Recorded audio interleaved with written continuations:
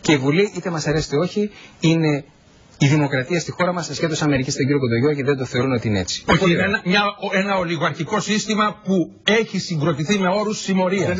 Ολόκληρη η δομή του πολιτικού συστήματος, κύριε Παπακοσταντίνου.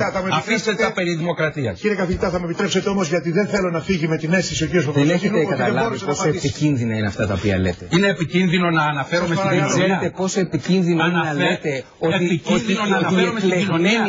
οι εκλεγμένοι από την κοινωνία είναι συμμορία.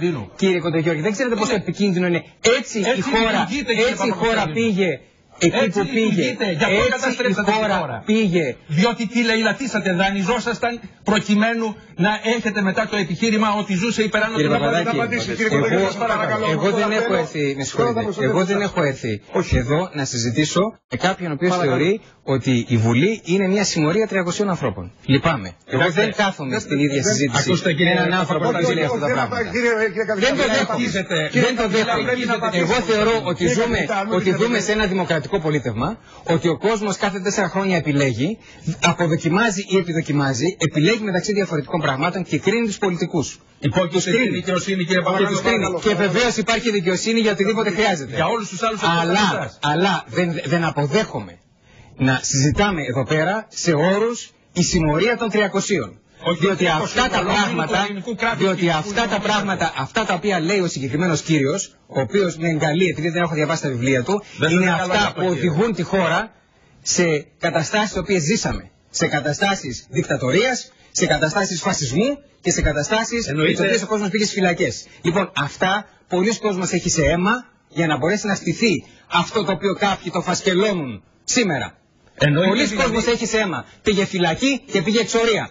Και θα πρέπει να είναι πολύ προσεκτικός ο κύριος αυτός όταν τολμάει να μιλάει για τις αγώνες των Έλληνων πολιτών. Να πάει ο κύριος αυτός στις εκλογές και να παρουσιαστεί, να πει την άποψή του, να κρυφθεί από τον Έλληνα πολίτη και να δούμε ποιος θα ψηφίσει ποιον.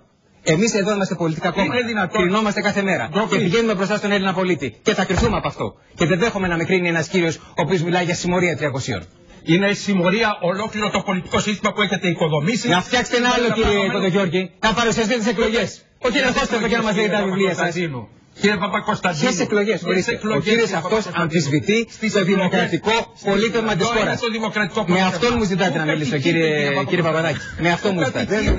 Λοιπόν, εγώ σας ευχαριστώ πάρα πολύ για τη σημερινή συζήτηση. Θα κλείσουμε, γιατί πρέπει να φύγω, να πάω στο μόνο που αναγνωρίζω εγώ ως Έλληνας πολίτης, τη Βουλή των Ελλήνων, η οποία ψηφίζει νόμους.